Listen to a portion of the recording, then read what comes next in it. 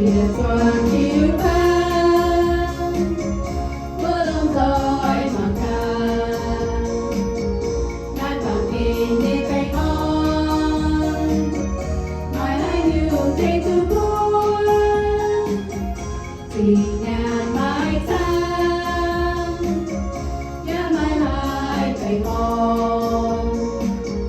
với sự buồn ngàn thiên nhiên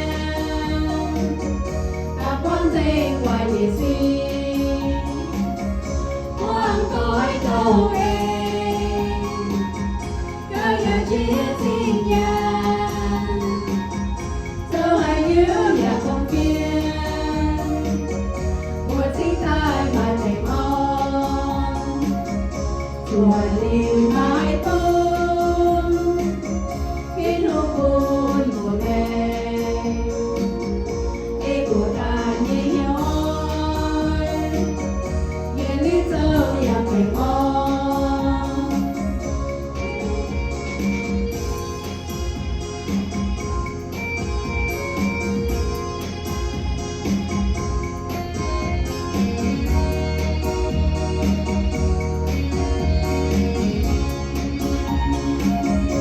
Biệt Xuân